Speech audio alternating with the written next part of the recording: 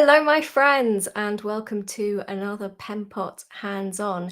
These are the sessions where I'm here with you live, unless you're watching this as a pre-recorded video, and I show you real practical things that you can do with Penpot, which is the open source tool that bridges design and development.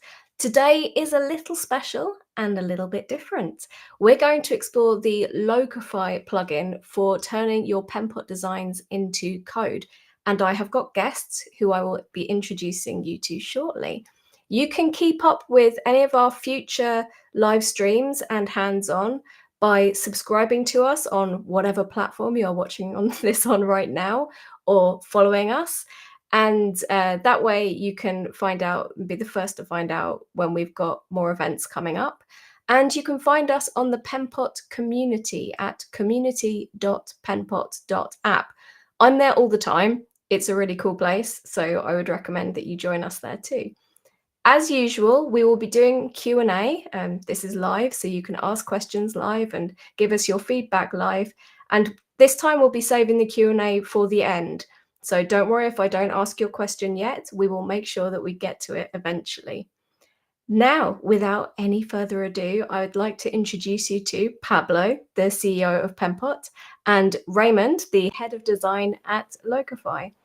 Pablo, would you like to talk a little bit more about what we're doing here today? Yes, absolutely. Thank you very much. I'm so happy I was invited to this one. Laura, always watching these great hands-on sessions. I think really here to underscore something, how we believe in partnerships and why we think this is, as you were saying, different and special. I remember the other day I was having a chat with an open source maintainer. And this person was telling me that there's this urban myth that the first 10 commits of any open source project determine the culture of that open source project. Now, I'm not sure there's actually reality anymore, and I actually hope it is not.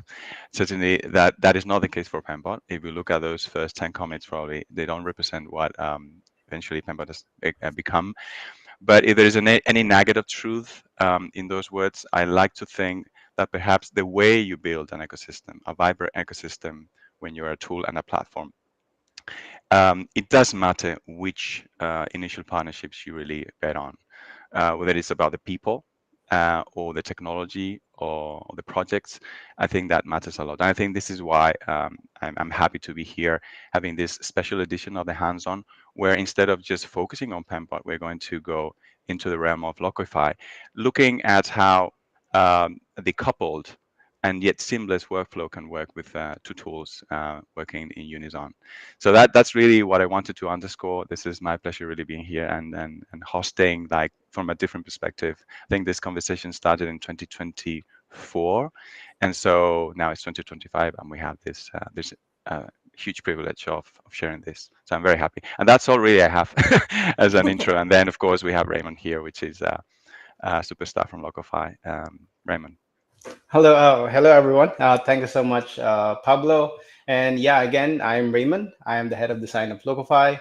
And yeah, just echoing what Pablo said just now. So in Locofy, we really share the same vision, and we really believe that the best partnerships are not just about the tech or the product. It's also about the people sharing the same values. That's why we're really excited, really thrilled for this partnerships, and we're really excited for all of the beautiful things, all the amazing things that we can build together. And maybe just a little bit more information about Locofy as a company and as a product. So Locofy is a low-code platform. We focus on automation of front-end development. So basically, we help teams speed up their product development process, and we do that by converting designs to code. And we support multiple different frameworks like React, Angular, Vue.js, Next.js, Gatsby, and HTML, CSS. And of course, we will also support mobile in the future for Flutter and React Native. And as a company, we started on 2021 in Singapore. We are fully remote. We have about like 30 builders in the company. We have people from Singapore, India, Pakistan, We have someone living in Thailand right now, in the US. So all fully remote, and someone in the Philippines. So that's me. Yeah, so we started at 2021. This is our 5th year, and now we are here in the hands-on live demo with Penpot, and that's amazing. And yeah, that's about it. Thank you. Well, And we're very grateful to have you here. Well, yeah, what we yeah. thought we would do is I'm going to start off showing you a design that I have made and how we might best structure a design file for the best possible code output. So let me share my screen with you. Now here we go. Now you might recognize elements of this design from a demo that I did before a long time ago. And I decided, well, the Audio Nest app exists. Well, in my mind it does. And so now I want to create a landing page for it. And so I want to look at how we might structure these files in a way that benefits development. Because as you know, working inside of Penpot, when you create your design, it is as code already. Of course, you can find the code in the Inspect tab here and you can grab it from there. But there are many things we can do when working with platforms like Locofy as well in order to make our designs translate particularly well into code and thinking about how they might actually work in real life, whether that's on the web or in an app or something like that. So one, we really need to think about designing with flexibility in mind. So we think about, we're already pretty flexible when we think about design elements themselves, like maybe you've designed a profile and you want to make sure that the name is long enough to accommodate a very long name or short enough to accommodate a very short name. And we think about how our design should be able to fit that in. We also probably think a lot about the different environments that our design elements end up in. So do they need to be responsive? Do they flex to fill the available space? Are we thinking about designing simultaneously for mobile and tablet and laptop and all the different kinds of devices, watches, fridges, all the things that you can get the web on nowadays? And how are we trying to communicate that in these design files that we're creating? And a lot of that is about our mindset when we are creating our designs. We need to think more flexibly, and rather than thinking in terms of arranging pixels in a space, we're thinking more about creating systems and setting rules, telling things how they should behave under particular environments. And so, of course, one of the ways that we can do that is through design tokens, which if you've been to any of my hands-on sessions before, you might be familiar with. And I've done this in this design. I have here a whole load of design tokens. I have a dark mode. I haven't yet created a light mode. And here I have different levels of color that I've defined. And these are referencing utility colors that I have here in my design tokens. And I've used these tokens throughout the design. So for example, this is a button here, and that's got the design token of default background for the button. And so design tokens are one way that you can do that. These reusable values that you can reference, cross-reference each other and be very easily updated. You just update it in the panel here and it will update across the entirety of your design, which is also the way that components work. And so one of the other ways that we can make our designs think more in terms of systems and in a way that translates very well to development is thinking in components. Now, components are just reusable design patterns. So for example, if I look here at my book list, every item here, if I look in the layers panel, is a different book component. And this book component is saying, okay, this is the shape this component should be. It has a button, it has a title, it has an author, it has an image. And then I can duplicate and reuse that component across my design. But if I make a change to the original component, it will be reflected across all of the instances or copies of that component. And so that's a very common concept for efficiency in development. Development has components as well. And so this will translate really well into code because it's all about not repeating yourself, not making your code repetitive. And we're doing exactly the same in our design. Another thing we can do is group our elements. So we don't just have to provide grouping in the form of components for reusable patterns, but thinking about how objects align to each other. If we think about flexibly designing, we're thinking not about positioning things on X and Y coordinates, but really that our design elements almost flow like water. Whether we're on a left to right layout or a right to left layout, we will read the flow of design elements on a page or on an app or on a screen from top to bottom, left to right, or top to bottom, right to left. And all of the elements will flow like that, regardless of the size of the screen. And so what we have to do with our water is to put it into containers, and then we can decide how to organize those containers. And so if we think about grouping our different design elements, we can find a way of creating a relationship between them and tell other people what our design intention is for them. So an example here is, say, a header. That's a container.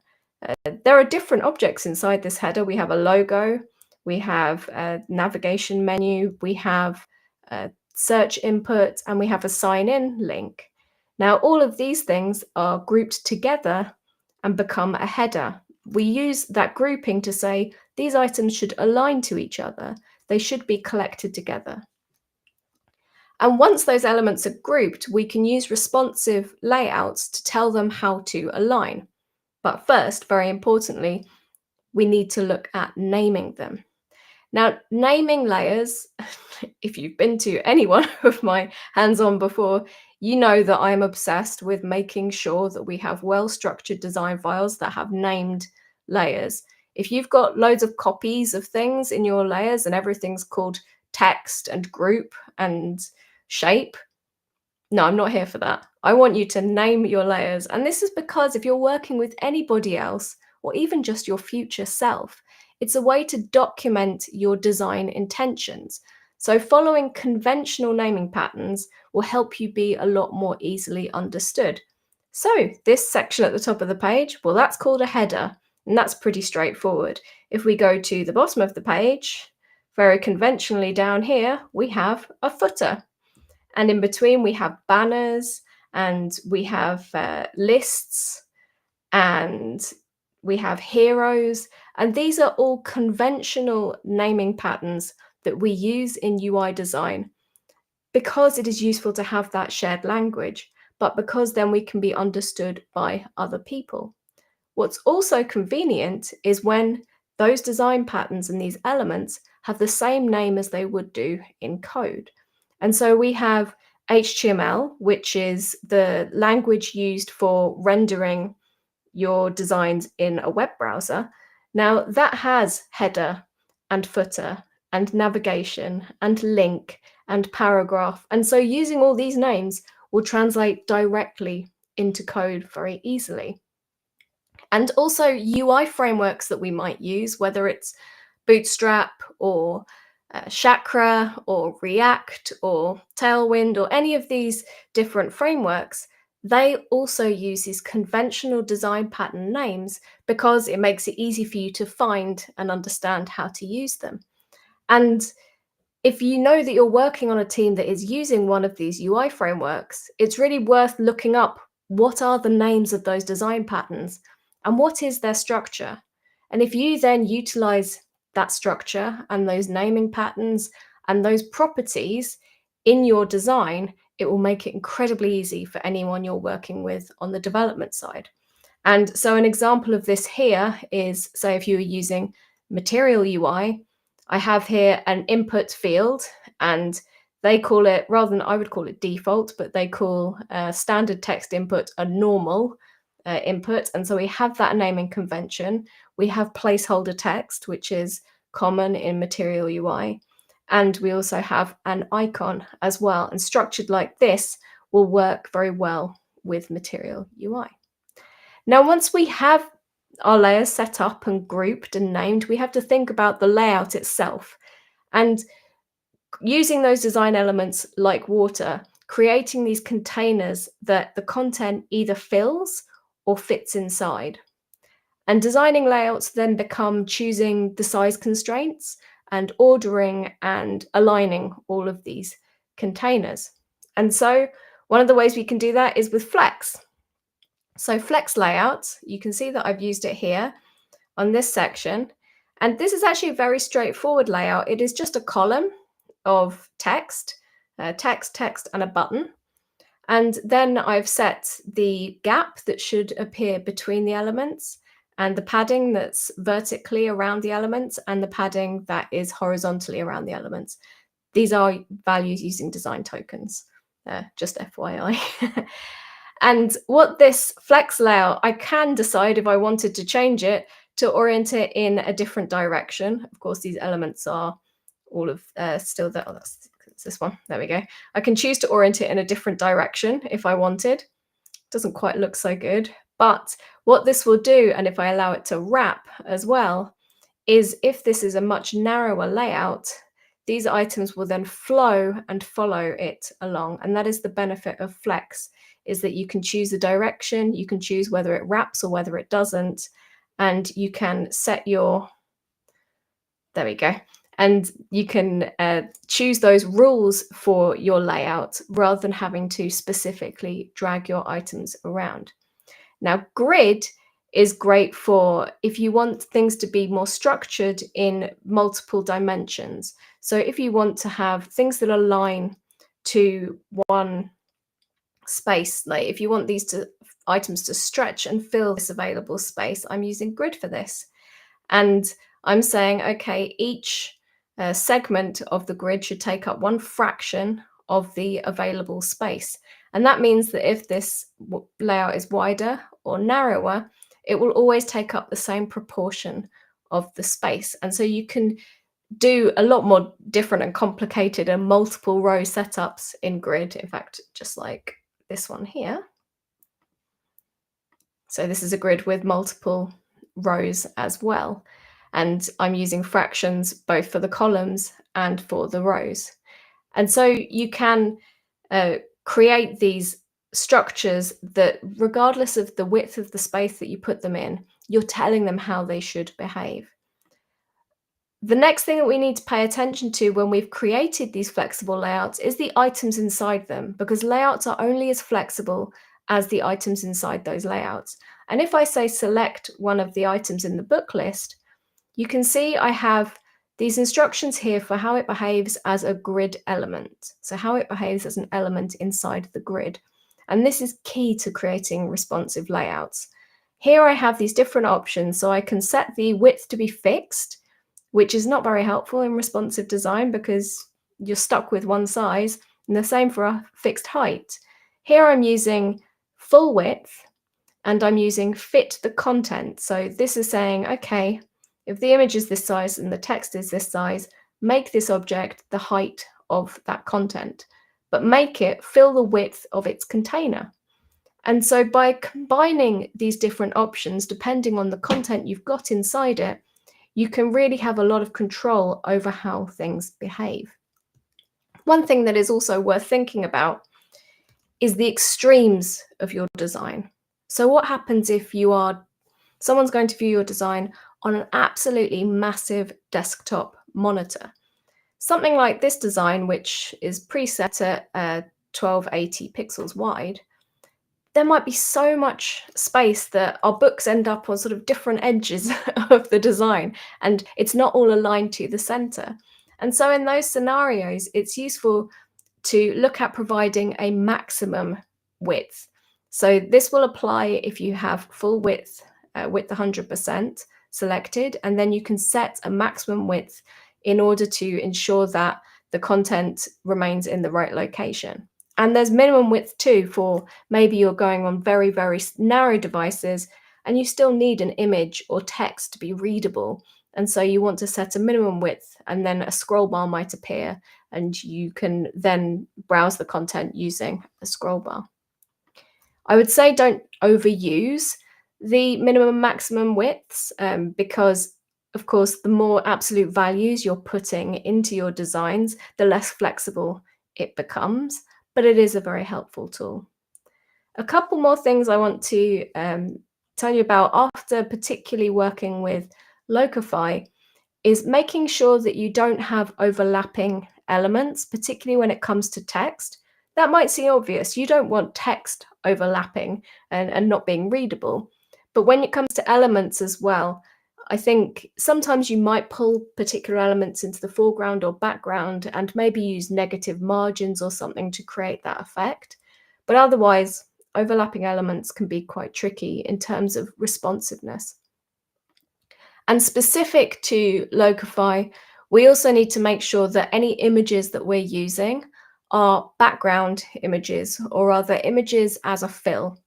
So you might have used images in your design by dragging them onto your canvas and then positioning them and positioning their height and width as you like.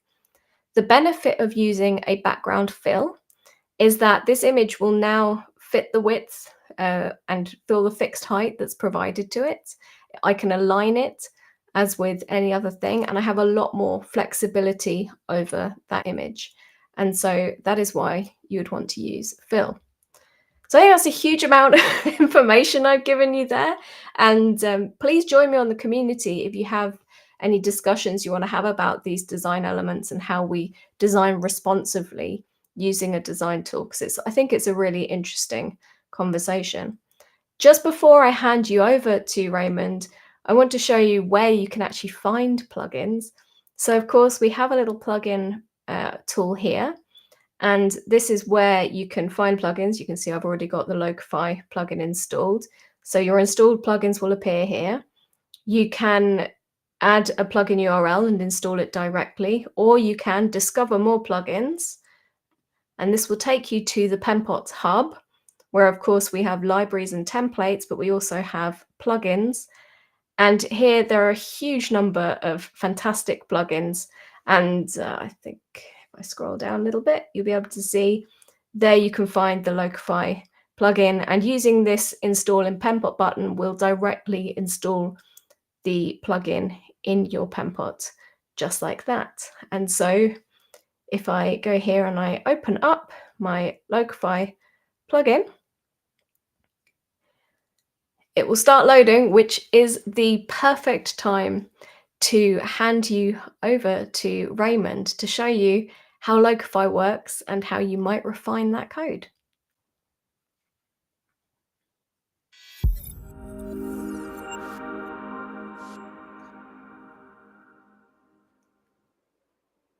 Okay, yeah. Hello again, guys. So, yeah, really amazing way to explain structuring your designs, Laura. So, thank you for that.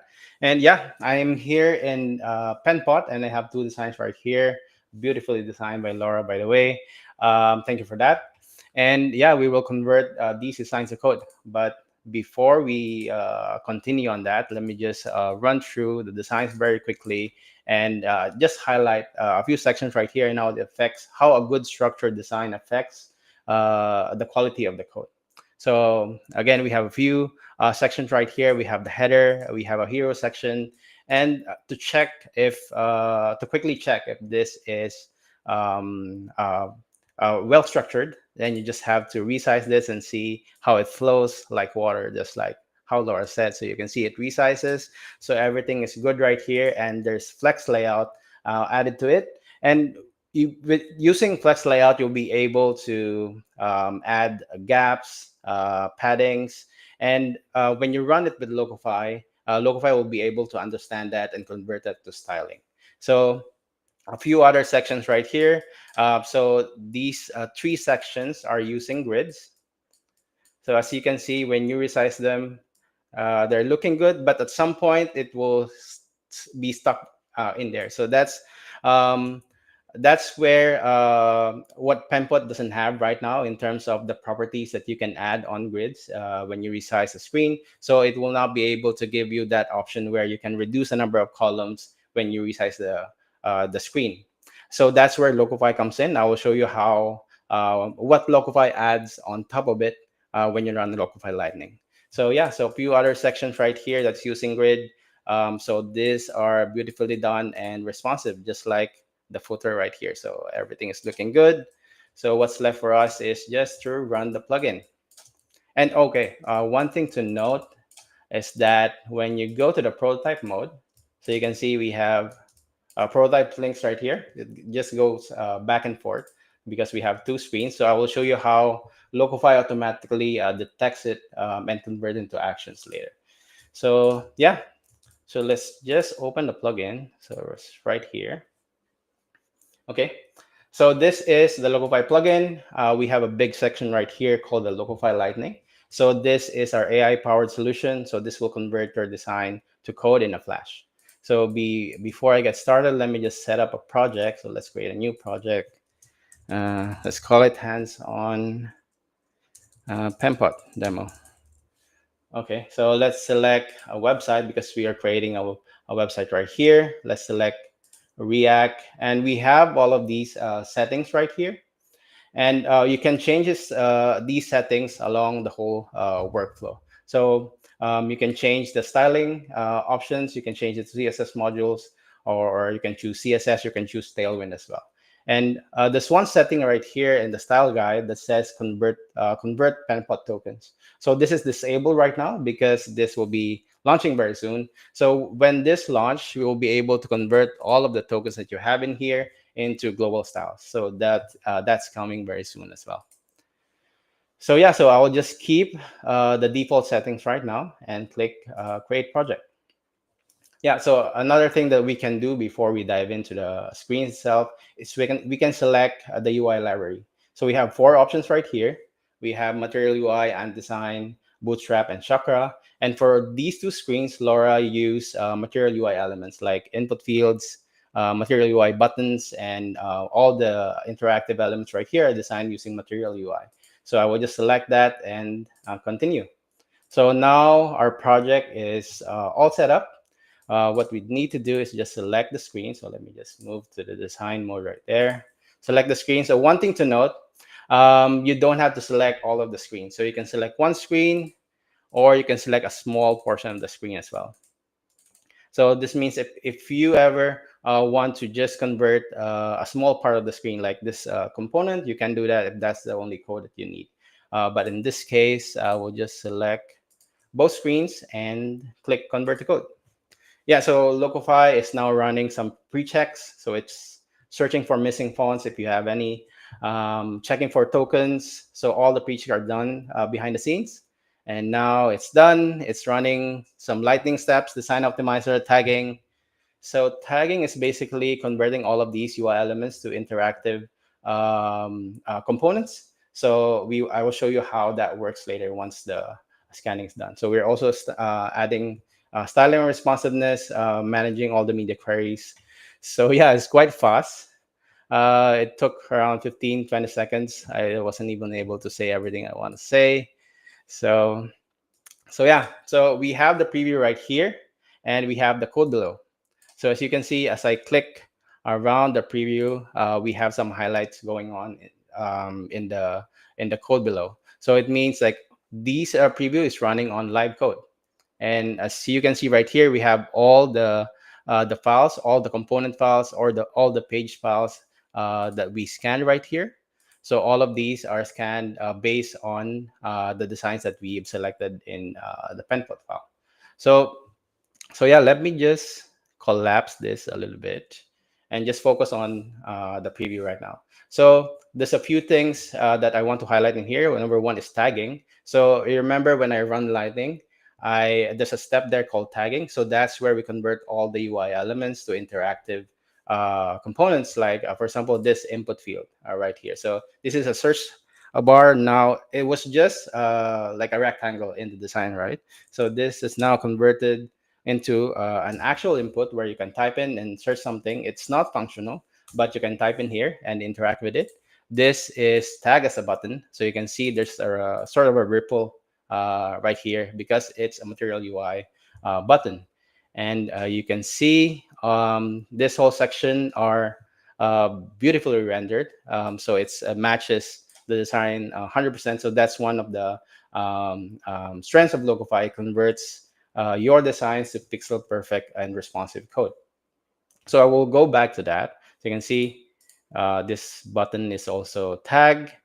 And one thing to note, I mentioned earlier that there's no option in Penpot where you can reduce the number of columns to make sure that it's responsive on all the screens. So let me just try and how these work. So by the way, we have tabs right here that you can enable to see the response, to be able to view this page in in each screen sizes. So you can click on that.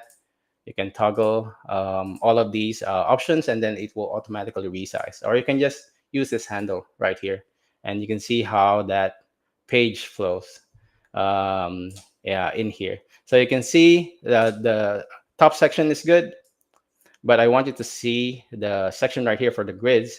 So as you can see, we have 3 columns right now. Now we have 2 columns, and now we have 1 column. So that's what Locofy did. So we added an extra layer of media query to make sure that we reduce um, a number of columns to be sure that it fits on any device. So you can see this is 4 column, then 3 column, 2 column, and 1 column. So this is good. This is also using grid. So let's see how that works. Yeah, beautiful. Okay, yeah, I think that's good. And another thing, so responsiveness is good, tagging is good. Another thing that I want you to see is the prototype links, because we've added links here as well. Sign in goes to this page, and then this button, this logo goes back to the home screen. So let me just test that. Yeah, so the link works. So that's basically converted into on-click actions automatically, because it was detected on the prototype links itself. So in this page, this is also interactive. Okay, and AI. So that's my email right there. You can click on the buttons right here, and you can see that this page is fully responsive as well. And let me go back to the home page. Yeah, so links works as well. So everything works, but it's not always the case. Sometimes the AI will miss some tags. It will miss some components. That's where the edit mode comes in. So we have another mode right here, which you can toggle using this switch. Yeah, so this is the edit mode. This is where you can refine your code and your preview. If there's something that was missing in terms of tagging or components, you can do that in here. And yeah, so going from left to right, we have the decisions panel right here, layers tab, inspect tab, and we have the preview in here. Let me just expand the code in this case. And we have the actions in here, all the or the history of like what has been done for the specific selection that you have on the right side. So going from I mean diving deeper into this section. So we have selected tagging. So in tagging, we have organized all of the tags that we have for the screen that's present on the screen. You can then select all of these tags. As you can see, it's highlighted over there. And you can click this edit icon, and you have this option to edit the properties, change tag or untag. And when you click on that, these are all the properties. As you can see that there's a variant selected, there's a preview right here, and all of the properties that you can edit for this button. And you can click on done. And you can maybe look at the input. So the input is right there. You can also do the same thing, edit properties and change tag. So all of those options are available right there. And yeah, so that's about tagging. And for components, so Laura mentioned about the importance of components as well. So in Locofy, we will automatically detect all of those components that you've defined in the file. And also we will compare the layer structure of your elements in the file. If it matches with each other, we will convert it into components and generate some instances. So in this case, for example, in this section, we have 3 components right here. You can select this, and you can see it's highlighted, and you will see that there are 3 instances here. Click view all, and then these are the instances. So it will just make your code modular. So you can click on edit right here, and you will see all the props for these components, because we have different values. So we automatically populated the props for you. So these values can be dynamically populated in the code as well. Yeah, so once that's done, you can click done on that, and you can view other components right here. And I believe these are converted into components as well. So genres, there are 8 instances. So everything is good there. And another thing that you can do, um, okay, where am I? So yeah, let's click on layers, but let's go to the other screen. Yeah, so we have this screen, the sign-in screen. What I want to do here is convert this into a component. I will need to do something about this later. There's something wrong in here. Okay, we will fix that. Okay, so we have the form selected. We will create this a component. Let's make it, let's call it sign in. Click on create, and that's done. So probably I will add a prop right here. Click add prop and make it a value prop and click save. Yeah, so that's done as well. Yeah, so that's all good. It's converted into a component, and we will get back to that later. So there's a few things that are disabled over here. So there are a few tabs called Design Optimizer, Layer Names, Actions, and Styling Responsiveness. So all of these will be coming very soon. So right now, when you run Locofy, all of these will be, you will have our model will run and optimize your designs and identify all the layer names that need to be changed. So you can see you have 0 in here because everything is well named. So that's good. So all of these will be coming soon. And then next tab to the decisions is the layer. So very simply, the way this works is you select something in the layers panel or the tree view right here, or inside the preview, and it will show you what has been done for that specific layer. So it has been tagged as a button, and you can convert to a component if you want to. And all of these options, as I said, will be coming soon. So that's good. And then we have the inspect panel right here. So for this, it's almost the same as how an actual inspect tool works in a browser. So you can edit the styling of this, but the difference is it will be applied to the code right away. So we can try one. So something like this. So this one is selected, so you can see. So what I would do is create a new media query. So what I want to do is when it reaches on a certain size, I want it to extend all the way, so 100%. So I will put a max width of 420 right here. Yeah, so this is good. I will change the width to 100% when it reaches 420. Okay, yeah, that works. Okay, let me go back to the preview mode and see how that works. So you can see, let's go to default and let's resize this. So you can see, let's see this. You can look at this screenshot right here. Oops, it's blocking. Yeah, so you can see when it reaches 420, it changes to 100%. So basically, you can do that on any layer, like a text. You can change the size of the text, and you can create a media query. So that's what you can do inside the edit flow. But you can do more once we launch all of the other features that are disabled right now. So yeah, so you can once you're good with the preview and the code, what's left to do now is just get the code. So we have a few options for that. We have 3 options right here. We can get the code from the Locofy builder. We have an option to sync to GitHub directly. And we have the option to extend the code with MCP as well. So I will touch on to this for around 2 minutes later part of the demo. But for now, I will just choose Locofy Builder. So we have 2 screens, so this is good. I will click on Get Code. Yeah, so it will be syncing the code to the builder. So just for the interest of time, I will just go to the builder right here and refresh this to make sure that we have the latest one. Yeah, it will refresh very soon. Okay, give it a second. Yeah, we're back.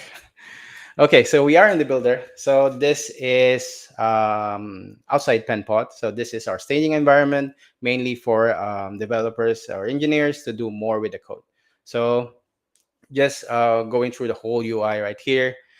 we have this file explorer right here, where you can see the folder structure. You can organize this, you can rename the files, you can basically manipulate what you have in the folder right here.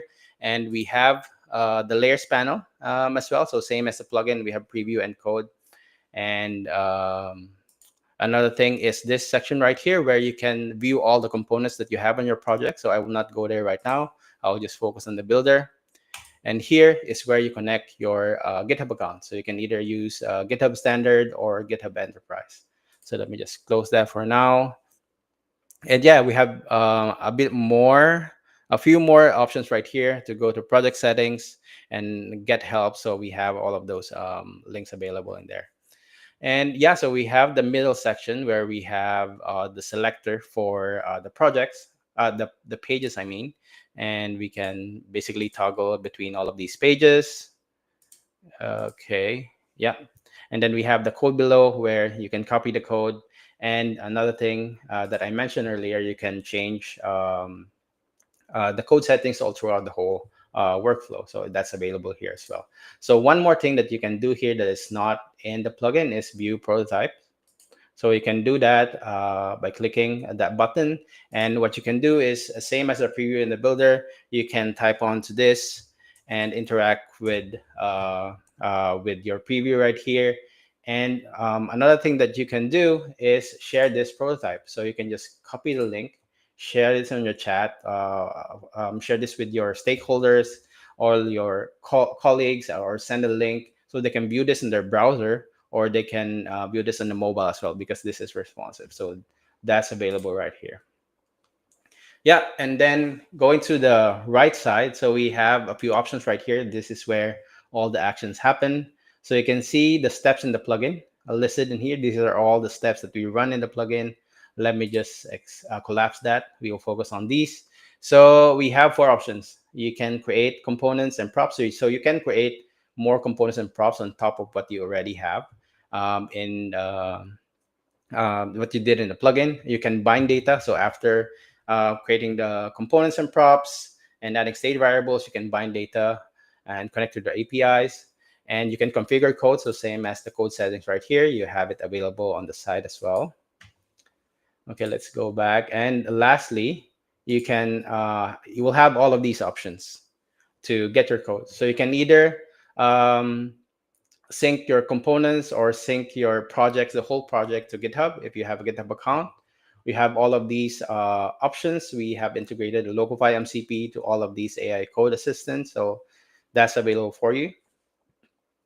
And you can pull directly into VS Code as well. So you have an extension in there. And we have the option to just export the zip file for the component or the whole project. And you can also deploy directly to Netlify, Vercel, and GitHub Pages. So yeah, so that's basically the builder. I think what I can do next on the next phase of my demo is just export the project. So yeah, maybe I can just export the project, and then this is where you can get the code. Yeah, so just to save some time, let me just go to my IDE. So this is where you can this is Cursor. So I have opened the project in Cursor itself, and this is where you can extend the code. But Locofy MCP does is it will allow you to have a seamless connection with Cursor and Locofy, so you don't have to export every time.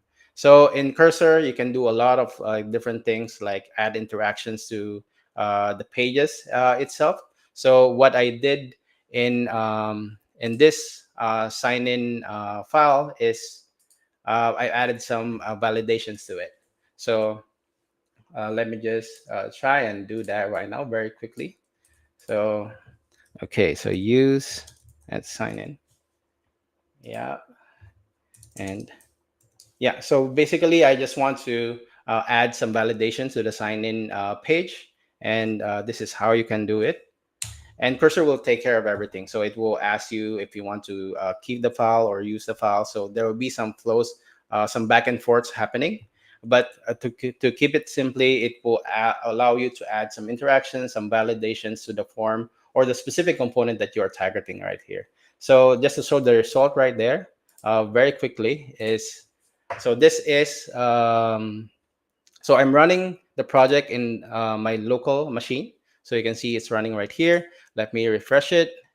And yeah, so we added some interaction and validation to the sign-in page. Let me look at it very quickly. And the validation that I added is if I entered the the wrong email or an invalid email, it will trigger an error. So let me just add a valid one for now. The AI. Okay, so let me, if I click on continue, it doesn't show an error, but if you change it to a dot, then it will show an error. So that's basically what you can do. So this is a simple example, but you can do a lot of different things. So yeah, so you can see that I did that in around 20 minutes, going from design to running it with Locofy, going to the builder, adding some interaction and validation to it using Locofy MCP and Cursor. So yeah, that's about it.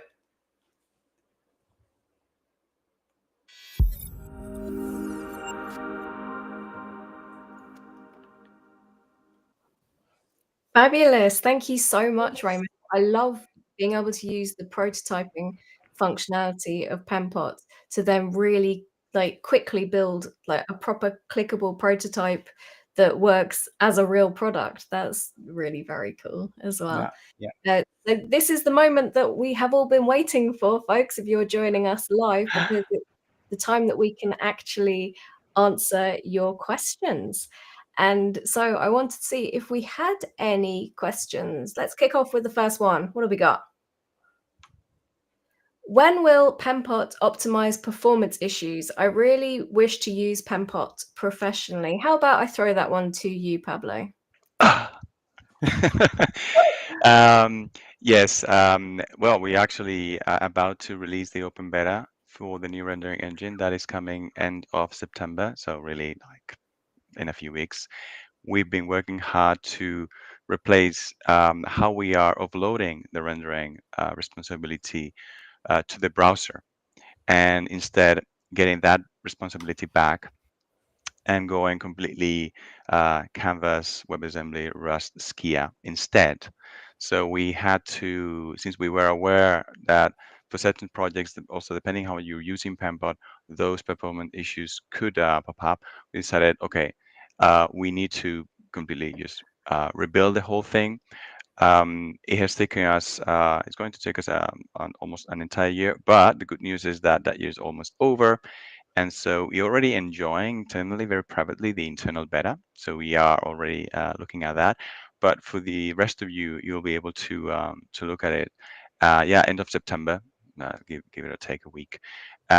So by the way, for those of you coming to Penpot Fest in October, that will be a big thing to show. But yeah, really looking forward to that, because it's also in our interest that we don't have these questions anymore. Like, it's just we can have other questions. So we hear you, Jose, yes, Lima, and this is a priority right now. But it's almost there. So great. Fantastic. I need to work out who I need to bribe to get my hands on that. Okay, have we got another question? Awesome. Will Locofy transfer the names of our color palette to CSS, for example? I would like to thank the developers at Brand Farben Colors. Oh yeah, for sure. I mean, this is what I've shown in the when I create a project just now. So we have a disabled option right there, but which will be coming soon. So once that's done, we'll be able to convert all of your the name of your palettes, all of your tokens. So we will map all of the names to global styles. So that will be coming very, very soon. And the same is true for Penpot as well. So if I just show you my screen for a moment. Now, if I have, say this button here selected and I'm in the inspect panel, if I have named my color, I can get the name of that color directly. So if it has a named color asset name from the inspect panel, And also, I think that is also in the works for design tokens coming soon as well.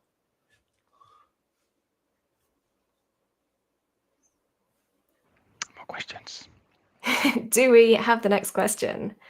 Are you, Penpot, planning to incorporate media queries? I guess seeing the media queries in Raymond's demo is getting people excited. Max and min width already exist. And so, of course, max and min width are a part of a specific type of media query that you can do. Pablo, what do we reckon to media queries?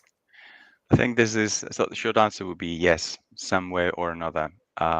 We need to have those natively.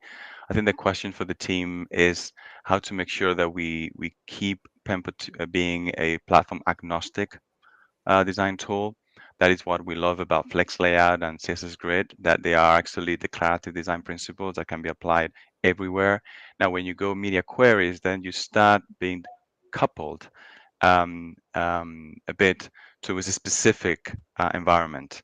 And we want to make sure that Penpot is, of course, it excels at web design, but should be able to address like multiple end devices and environments.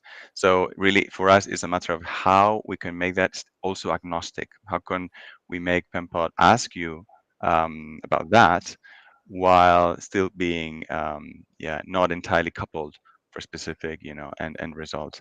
I think probably design tokens will help us a lot in that regard as we keep adding a logic to that bit of Penpot. I think you will see that we are using, perhaps even abusing, the semantic and taxonomical power that design tokens gives us, and why not build on top of that sort of media query kind of concepts.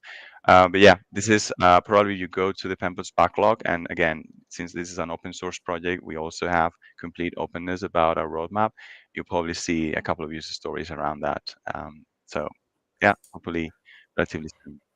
Well, speaking of using and abusing design tokens for media queries, I have a cool demo I want to show you.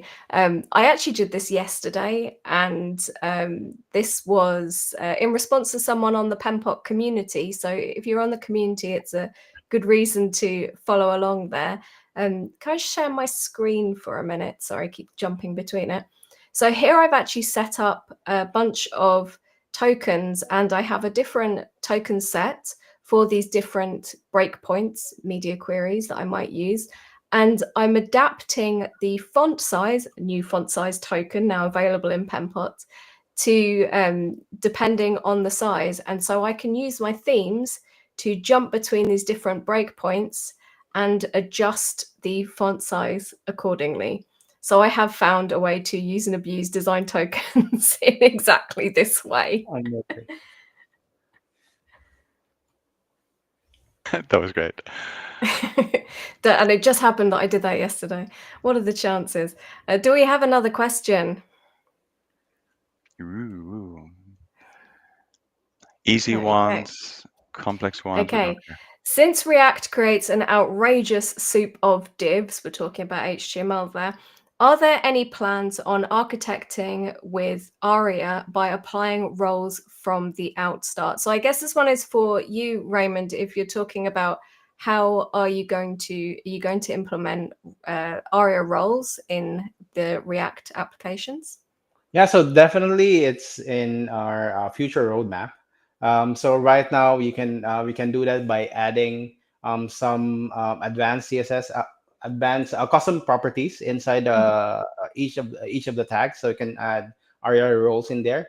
But this is definitely something that most of our enterprise clients have been asking for as well. So definitely in the roadmap for us. And as an accessibility nerd that I am, I wrote a book about it. I would like to also remind you that ARIA is not the solution to everything. And really, one of the things that we need to focus on is if we're using the correct semantic elements in HTML to begin with. And I think that that is something that Locofy does very well in using the names of your layers to implement those HTML elements. But also there is a very cool new Penpot plugin that if you, like me, are obsessed with semantic HTML, there's a semantic tagger plugin, and that plugin allows you to generate HTML, and you can give it HTML element names based on your layer names, and I think it's amazing. So I would recommend you check that out if these are the issues that you care about too.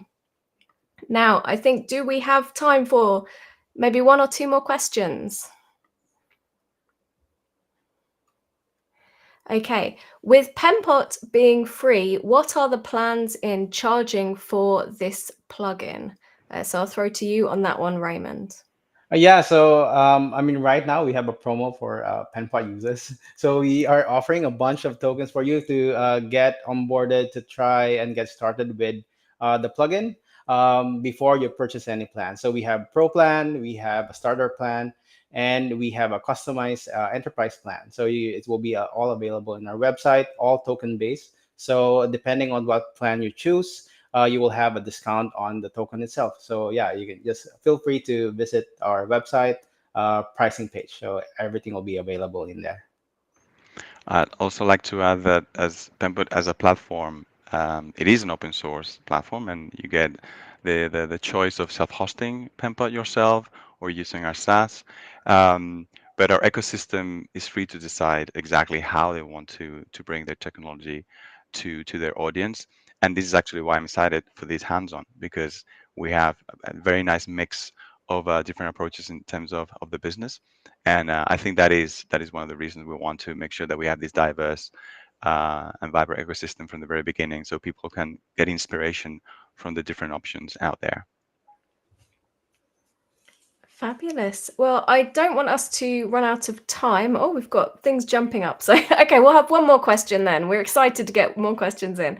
Can you export colors to different color spaces like RGB and hex? Well, I suppose that one can go to both of us, can't it? So, Raymond, do you want to answer that on behalf of Locofy?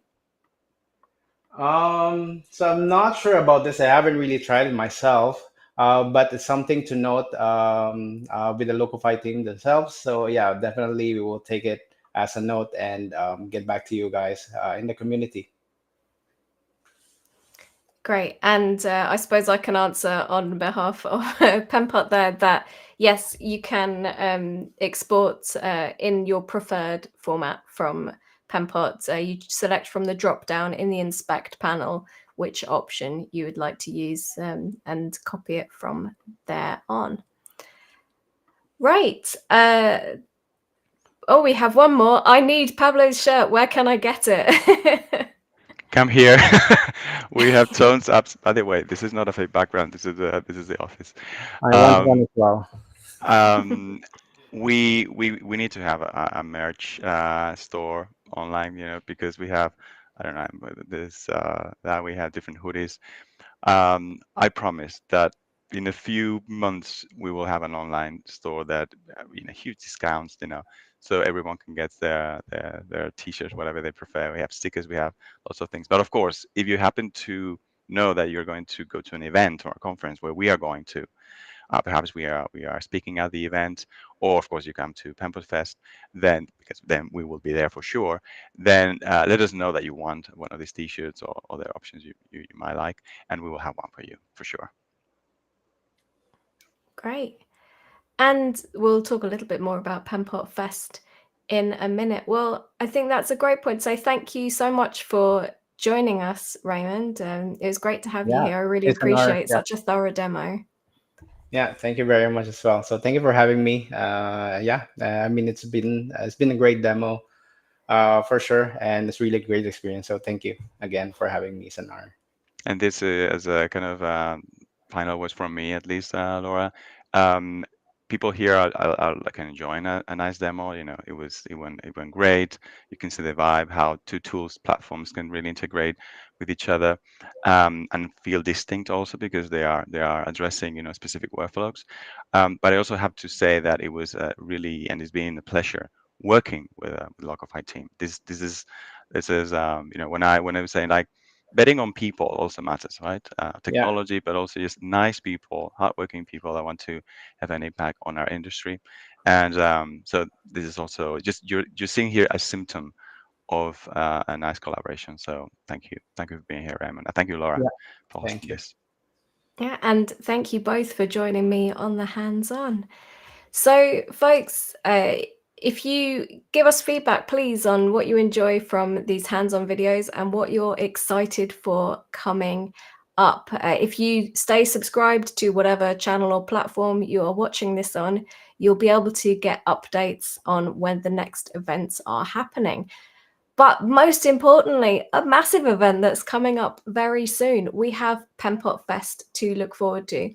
The full agenda and the speaker list is all up there now, and I will be seeing you there. You'll see me featured there. So if you want to come say hello to me in real life, as it were, we can see you there. And hey, why don't we find out a little bit more about what Penpot Fest is going to be like?